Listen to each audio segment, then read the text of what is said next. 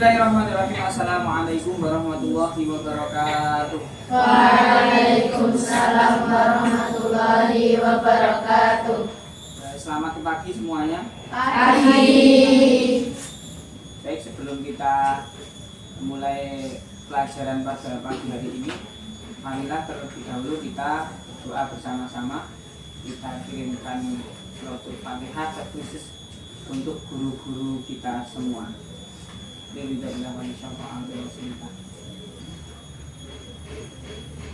Al-Fatihah. Bismillahirrahmanirrahim. Alhamdulillahirrahmanirrahim. Ar-Rahmanirrahim. Maliki yaumiddin. Iyyaka na'budu wa iyyaka nasta'in. Ihdinas siratal mustaqim. Siratal ladzina an'amta 'alaihim ghairil maghdubi 'alaihim waladdallin. Baik, untuk pertemuan kali ini kita mau membahas tentang apa? Ada yang ingat? Khulafaur Rasyidin.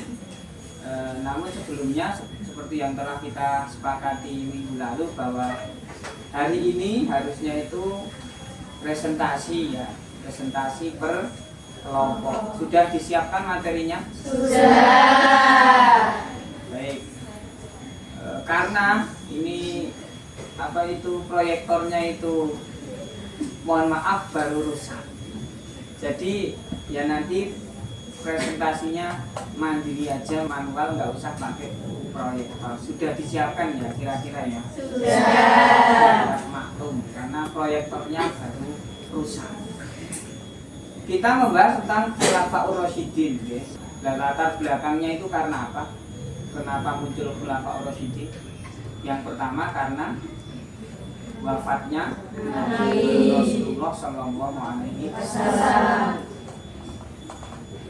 Pada waktu itu Nabi wafat itu pada tahun 632 Masehi kira-kira. Dan pada waktu itu umat Islam muncul kekosongan seorang sosok pemimpin. Itu yang pertama. Terus yang kedua itu karena tidak adanya wasiat. Jadi ketika Nabi meninggal itu buat meninggalkan suatu wasiat. Tidak meninggalkan wasiat kepada siapapun untuk mengganti kepemimpinannya, terutama ya kepada keluarganya, karena kebetulan Kanjeng Nabi itu tidak memiliki anak laki-laki yang itu sampai dewasa. Dan kemudian yang ketiga itu karena musyawarahnya umat Islam.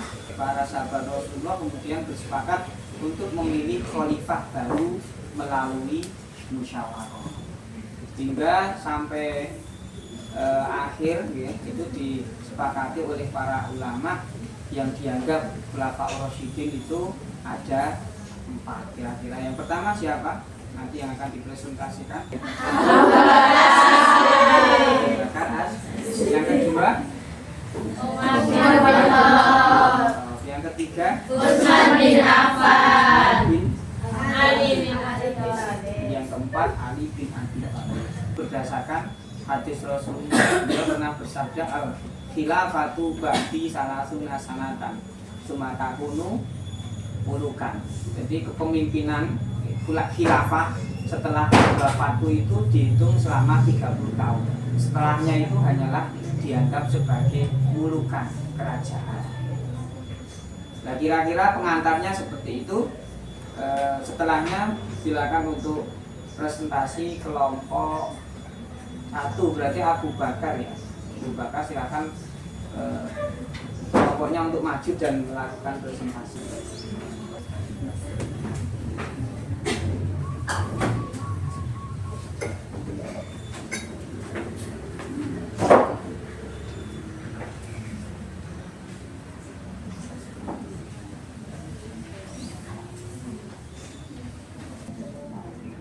Baik, di sini kelompok saya akan mempresentasikan tentang Abu Bakar As-Siddiq. Yang pertama akan menjelaskan tentang latar belakang dan masa muda Abu Bakar As-Siddiq, juga menjelaskan masuk Islam dan kedekatan Abu Bakar As-Siddiq dengan Kanjeng Nabi yang akan dijelaskan oleh Mbak Andi.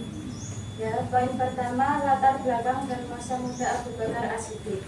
Abu Bakar As-Siddiq lahir di Mekah pada tahun 573 Masehi dengan nama Abdullah bin Abi Quhafa. Beliau berasal dari suku Quraisy Bani Taim, sebuah suku terpandang yang dikenal karena kearifan dan kejujurannya. Sejak kecil, Abu Bakar tumbuh dalam lingkungan pedagang.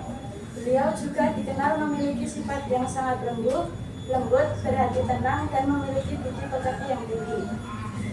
Meski dibesarkan dalam masyarakat jahiliyah, Abu Bakar tidak pernah menyembah berhala. Ia menolak budaya minum khamar dan perbuatan maksiat yang umum dilakukan pada masa itu. Sifat kesederhanaannya membuat banyak orang Mekah menghormatinya bahkan sebelum Islam datang. Yang poin kedua, masuk Islam dan kedekatan Abu Bakar As-Siddiq dengan Nabi. Ketika Nabi Muhammad SAW menerima wahyu pertama, Abu Bakar adalah orang dewasa pertama yang masuk Islam tanpa keraguan sedikit pun. Baik, yang kedua akan dijelaskan oleh Mbak Sheila, yang mana kedua ini menjelaskan tentang perjuangan dalam dakwah awal Abu Bakar As-Siddiq dan hijrah bersama Nabi ke Madinah. Yang nomor 3 yaitu perjuangan dalam dakwah awal. Masa penindasan Quraisy, Abu Bakar ikut mengalami siksaan dan tekanan. Ia pernah dibebaskan setelah dianiaya oleh kaum musyrik, namun tetap teguh dalam imannya. Terus yang nomor 4 yaitu hijrah bersama Nabi ke Madinah. Salah satu hijrah bersama Nabi ke Madinah yaitu salah satu kisah paling agung dalam hidup Abu Bakar adalah ketika ia menjadi satu-satunya pendamping Nabi dalam perjalanan hijrah ke Madinah. Siapa yang mau bertanya? Saya persilahkan. Berapa pertanyaan? Satu aja. Ya, Mbak Nabila, izin bertanya. Apa saja peran Abu Bakar terhadap Nabi?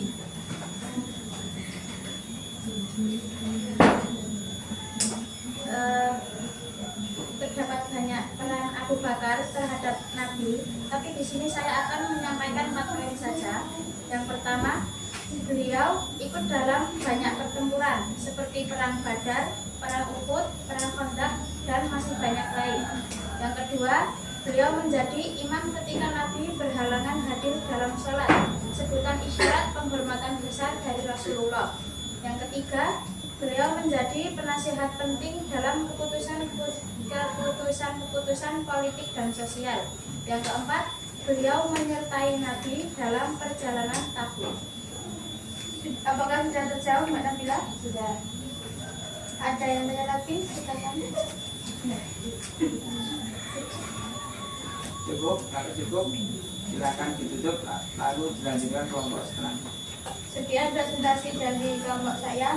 Apabila banyak salah atau kurang memuaskan, saya memohon maaf. Terima kasih.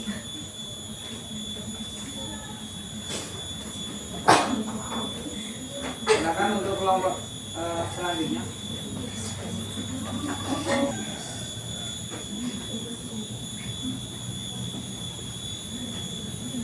Silakan, Mbak.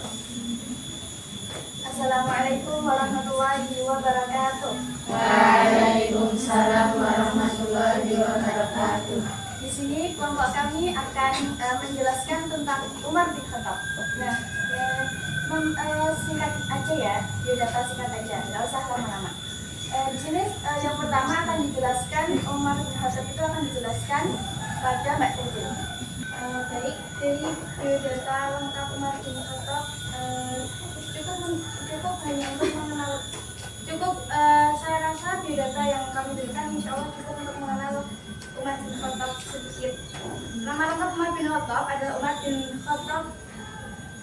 Nama lengkap Umar bin Khattab adalah Umar bin Khattab bin Nufail bin Adi bin Abdul Uzza. Julukan Umar bin Khattab adalah seperti yang kita ketahui. Apa julukannya? Al-Faruq. Ya. Julukannya Umar bin Khattab itu adalah Al-Faruq. Julukan itu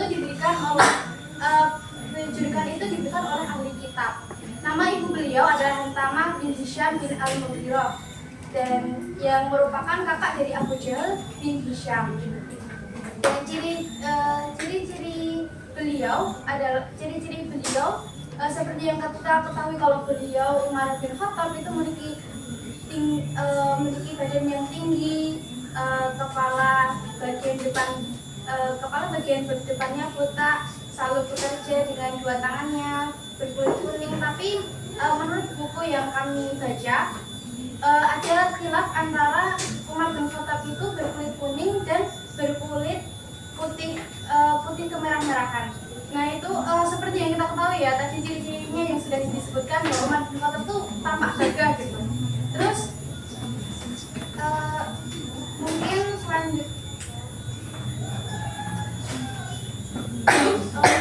saya kembalikan ke yang kedua akan dijelaskan oleh Mbak Zadia.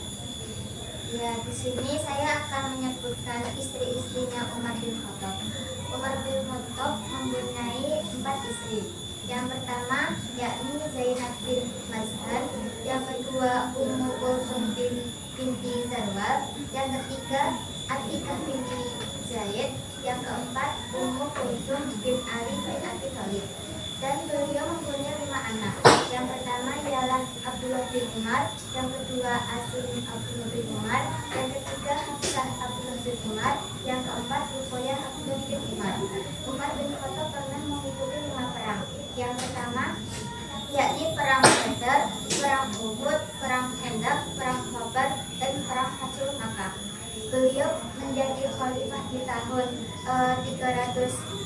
634 sampai 644 Masehi. Masa kepemimpinannya beliau itu selama 10 tahun. Yang ketiga, ini yang terakhir ya teman-teman. Yang ketiga akan dijelaskan oleh Mbak Ata. Umar bin Khattab wafat pada tanggal 26 Zulhijjah 23 Hijriah. Penyebabnya adalah ditusuk oleh budak Persia bernama Abu Lu'lu'ah al-Majusi saat sedang melaksanakan sholat subuh. Makamnya terletak berdampingan dengan makam Nabi dan Abu Bakar. Sudah? Ini tadi adalah biodata singkat ya teman-teman tentang Umar bin Khattab. Nah di sini kelompok kami akan membuka pertanyaan cuma satu aja. Siapa? Itu Mbak Isna Jabayu. Setelah tadi kelompok sudah menjelaskan tentang biografi singkat tentang Umar bin Khattab, nah itu kan cuma biodata singkat. Nah di pikiran saya terbelit, saya tuh kepo apa sih, apakah Umar bin Khattab itu mempunyai prestasi, dan kalau mempunyai prestasi, tolong sebutkan prestasinya apa?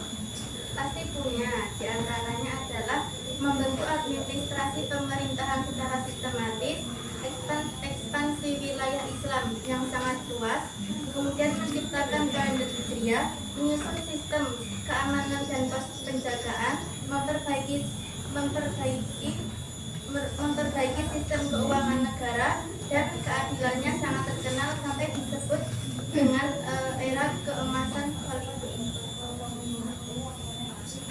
Apakah sudah jelas? Sudah, terima kasih. Yaudah, ini kayaknya udah selesai ya teman-teman. Kelompok kami akan menutup presentasi pada siang hari ini. Sekian dari kelompok kami. Wassalamualaikum warahmatullahi wabarakatuh. Waalaikumsalam warahmatullahi wabarakatuh. Baik, untuk menyikat waktu, menurut silakan kelompok selanjutnya.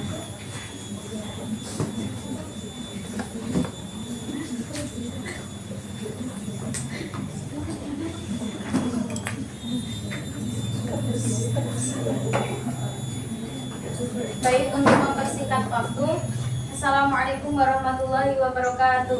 Waalaikumsalam warahmatullahi wabarakatuh. Di sini kami akan mempresentasikan biografi tentang Utsman bin Affan, yaitu singkat lawan nama Utsman bin Affan, dan Utsman bin Affan mendapat julukan sebagai Dzun Nurain, yaitu pemilik 2 cahaya.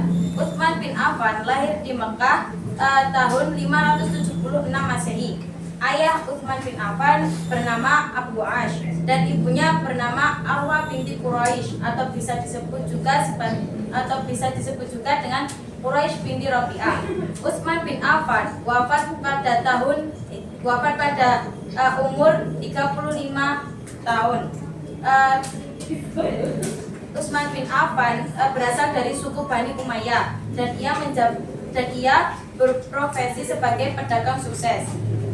Utsman bin Affan mempunyai sifat pemalu, dermawan dan juga lembut. Utsman bin Affan masuk Islam melalui ajaran Abu Bakar. Dan Utsman bin Affan menjabat sebagai khalifah dari tahun 644 sampai 656. Keistimewaan yang dimiliki oleh Utsman bin Affan yaitu ia adalah salah satu orang yang pertama kali beriman dan menikahi dua anak Rasulullah yaitu Ruqayyah dan Ummu Kulthum.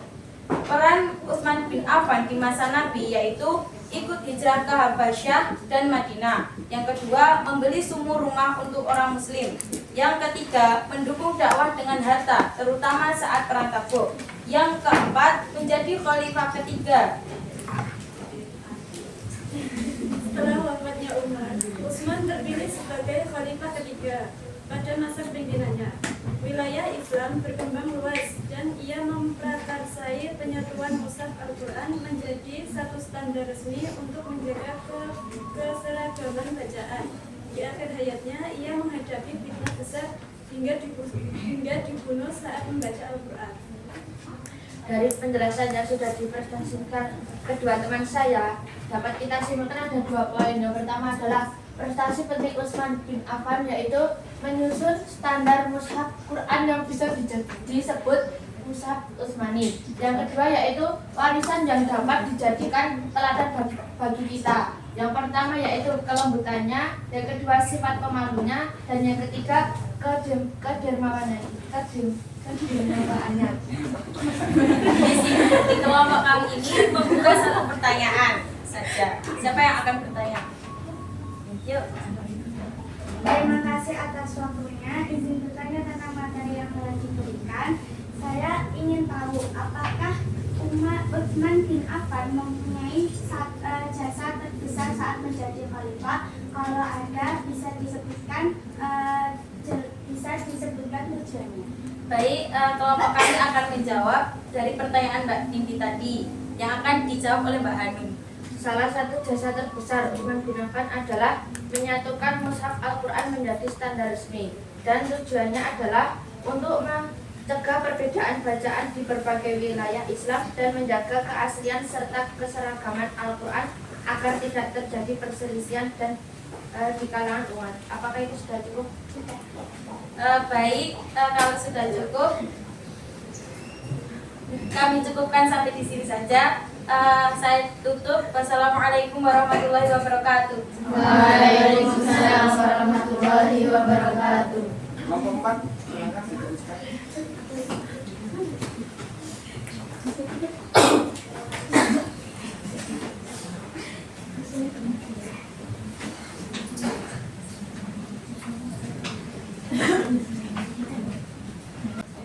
Assalamualaikum warahmatullahi wabarakatuh. Waalaikumsalam warahmatullahi wabarakatuh. Baik, di sini kami dari kelompok 4 akan mempresentasikan tentang khalifah keempat, yakni Ali bin Abi Thalib. Apakah kalian sudah mengetahui siapakah Ali bin Abi Thalib itu? Sudah. Nah, kalau belum tahu, mari kita belajar bersama. Simak ya.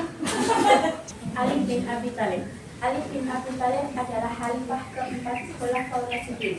Beliau lahir tanggal 13 Rajab 600 Masehi di Mekah. Beliau wafat pada 21 Ramadan 40 Hijriah di Kufah. Beliau juga merupakan sepupu sekaligus menantu Rasulullah SAW. Masa kepemimpinan beliau berlangsung selama 656 sampai 661 Masehi. Poin yang kedua, keutamaan. Keutamaan beliau meliputi masuk Islam sejak kecil, termasuk Ashabul Awwalun, suami Fatimah Az-Zahra, ayah Hasan dan Husain. Beliau juga dijuluki sebagai Asadullah, singa Allah.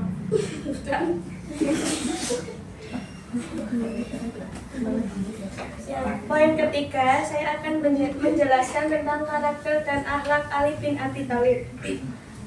Ali bin Abi Thalib memiliki beberapa akhlak, antara lain beliau memiliki watak yang sangat pemberani, zuhud dan sederhana, cerdas dan ahli ilmu, adil dan anti nepotisme, retorika tinggi atau ucapan yang terangkum dalam Najmul Balaghah.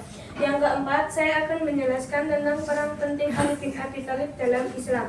Antara lain, mendampingi Nabi sejak kecil, tidur di ranjang Nabi saat hijrah untuk melindungi beliau, pahlawan utama dalam perang. Perang yang dilakukan oleh Ali bin Abi Thalib antara lain Perang Badar, Uhud, Khandaq, dan Khaybar. Dalam Perang Khandaq, beliau membunuh Amr bin Abd Wud, dan pada Perang Khaybar, beliaulah yang membuka benteng. Baik, yang kelima menjelaskan tentang kepemimpinan Khalifah Ali bin Abi Thalib. Beliau menjadi khalifah pada tahun 35 Hijriah. Pusat pemerintahannya berada di Kufah. Beliau memiliki 3 tantangan besar. Yang pertama, Perang Jamal. Yang kedua, Perang Siffin. Yang ketiga, munculnya Khawarij. Beliau wafat ketika Abdurrahman bin Muljam atau Khawarij pada usia 63 tahun.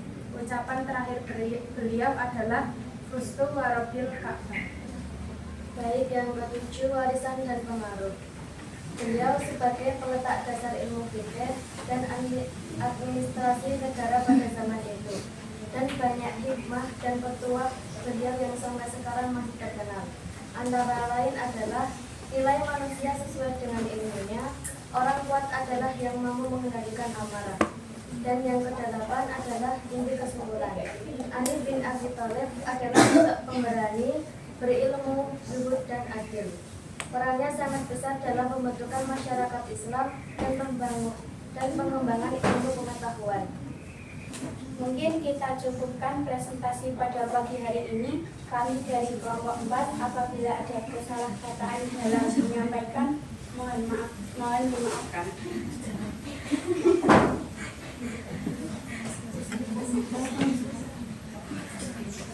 Pertanyaan tidak ada, ya udah. Sebelum saya tutup, ada pertanyaan.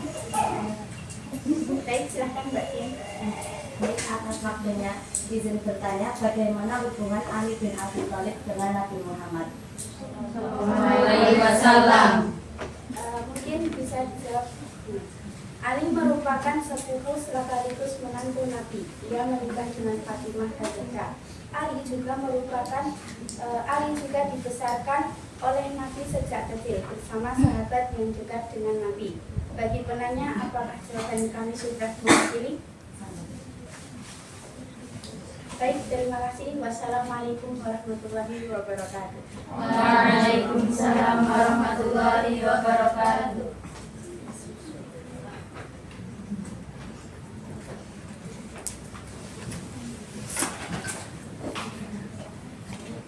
Agar lebih mudah untuk memahami, kita simpulkan terlebih dahulu. Yang pertama itu Abu Bakar As-Siddiq itu sebuah lakop atau julukan. Kenapa kok beliau dijuluki Abu Bakar As-Siddiq? Karena beliaulah orang yang sangat membenarkan Rasulullah. Beliau orang yang sangat membenarkan Rasulullah, terutama ketika Rasulullah itu Isra Mi'raj, beliau sangat percaya sekali. Banyak orang-orang yang belum percaya, tapi beliau sudah percaya. Maka dari itu dijuluki oleh Abu Bakar As-Siddiq. Abu Bakar As-Siddiq itu menjabat khalifah selama 2 tahun. Kalau di sini itu 2 tahun setengah, 3 bulan 9 hari, sekitar tahun 632 Masehi sampai dengan 634 Masehi.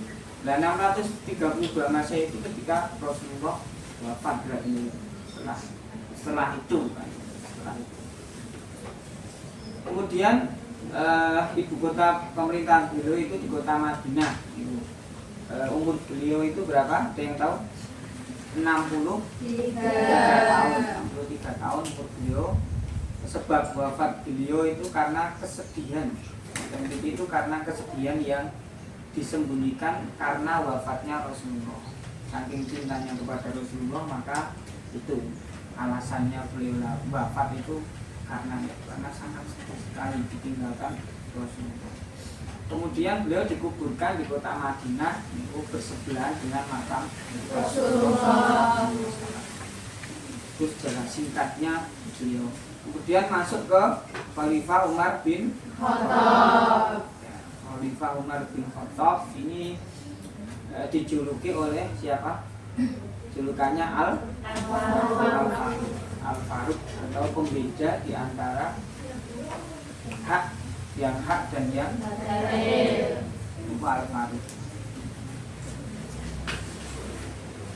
Ini sama, ini beliau menjabat khalifah itu kira-kira sekitar 10 tahun 6 bulan 3 hari. Jadi dari tahun wafatnya Abu Bakar 634 Masehi sampai 644 Masehi, kira-kira 10 tahun, kurang lebih itu. Kemudian sama menjabat kekhalifahan itu ibu kota pemerintahnya itu di kota Madinah. Umurnya itu sama dengan Abu Bakar, yaitu 63 tahun. Sebab wafatnya karena siapa tadi, ada yang mempresentasikan, ada enggak tadi? Karena ya, dibunuh atau ditusuk oleh Abu Lu'lu'ah virus nih, Al-Farisi, budak Persia nih. Terus kemudian dikuburkannya sama ini di kota Madinah bersebelahan dengan makam Rasulullah SAW. Kemudian Khalifah Utsman bin Affan, ini dia juga menjabat khalifah selama paling banyak 12 tahun kurang 12 hari, ya kurang lebih lama 12 tahun, dari tahun 644 sampai 656 Masehi. Di paling lama itu Utsman bin Affan. Kemudian ibu kota pemerintahnya sama, ini ibu kota Madinah. Umur beliau ini lebih panjang dari Khalifah Umar, Khalifah Abu Bakar, yaitu 88 tahun, panjang. Terus sebab wafat beliau itu ada yang tahu? Ini sama, ini dibunuh oleh penduduk Mesir dari kaum Khawarij itu yang membunuh. Kemudian pemakaman beliau itu di makam Baqi, dikuburkan di makam Baqi. Lalu Utsman bin Affan itu mendapat julukan, ada yang tahu julukannya? Dzun Nurain, karena menikahi 2 putri Rasulullah. Siapa? Siapa yang menikahi 2 putri Rasulullah? Siapa? Ruqayyah dan kemudian yang terakhir niku enten Sayyidina Ali atau Ali bin Abi Thalib. Ini julukannya itu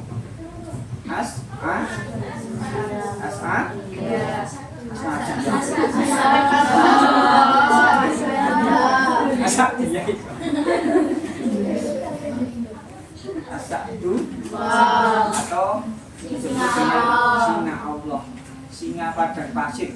Terkenalnya julukannya di singa padang pasir. Ini beliau menjabat khalifah selama 4 tahun, 4 tahun 9 bulan. Dari tahun wafatnya Utsman bin Affan itu sekitar 656 sampai dengan 661. Kemudian ibu kota pemerintahnya ini di Kufah. Sudah dengan khalifah sebelumnya, kalau Ali itu di Kufah. Umurnya itu 65 tahun. Sebab wafatnya itu karena ditikam atau ditikam pedang oleh Abdurrahman siapa? bin Muljam. Jangan bin Auf, kalau bin Auf benten oleh Abdurrahman bin Muljam. Kalau Abdurrahman bin Auf itu termasuk salah satu sahabat 10 sahabat Nabi yang dijamin masuk surga, itu salah satunya Abdurrahman bin Auf. Ini yang menikam Sayyidina Ali, itu Abdurrahman bin Bidan itu. Itu terus dikuburkannya ini di kota Kufah, ini di halaman masjid dekat pintu Kindah Hasan bin Ali bin Abi Thalib bin Ali. bin Ali bin itu pemakaman beliau. Nah dari 4 itu kalau dihitung seperti yang telah saya katakan di awal tadi, itu kira-kira totalnya itu sekitar 30 tahun. Maka yang dianggap khalifah itu hanya 4 itu. Sebenarnya masih ada lagi setelahnya itu yang memiliki dengan kitab ini kok Syarah Safinatul Sholah itu ada Hasan bin Ali, ada juga Umar bin Abdul Aziz, tapi itu tidak dianggap khilafah walaupun dia kepemimpinannya bagus sekali berdasarkan hadis Nabi, sehingga itu dianggap kerajaan bukan khalifah tapi kerajaan. Ini kaitannya dengan Khulafaur Rasyidin, kepemimpinan Khulafaur Rasyidin. Kira-kira sudah memahamkan atau belum? Sudah. Oh, iya. Kalau sudah, ini untuk tugas akhir saya akan memberikan tugas tertulis ya, tertulis. Silakan nanti dikerjakan kemudian dikumpulkan untuk minggu depan. Tugasnya yang pertama niku sebutkan masa kepemimpinan Khulafaur Rasyidin. Sebutkan masa kepemimpinan Khulafaur Rasyidin, itu tugas yang pertama.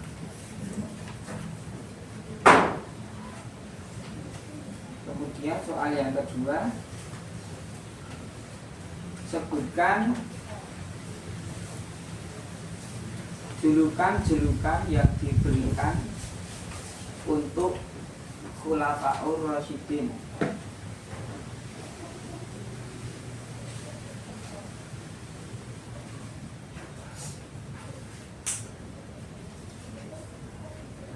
Kemudian yang ketiga itu sebutkan umur masing-masing Khulafaur Rasyidin. Terus yang ke berapa itu? 4.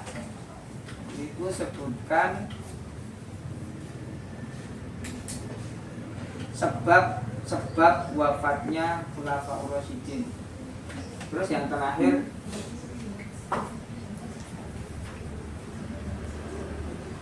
sebutkan perang penting 4 Khulafaur Rasyidin terhadap kemajuan Islam. 5 itu ya kira-kira soalnya, dan nanti silakan dikerjakan kemudian dikumpulkan untuk minggu depan. Ada pertanyaan boten kira-kira? Kalau tidak ada, terima kasih untuk semuanya telah mempersiapkan presentasinya dengan baik. Mudah-mudahan kita dapat mengambil hikmah terhadap perjuangan Khulafaur Rasyidin.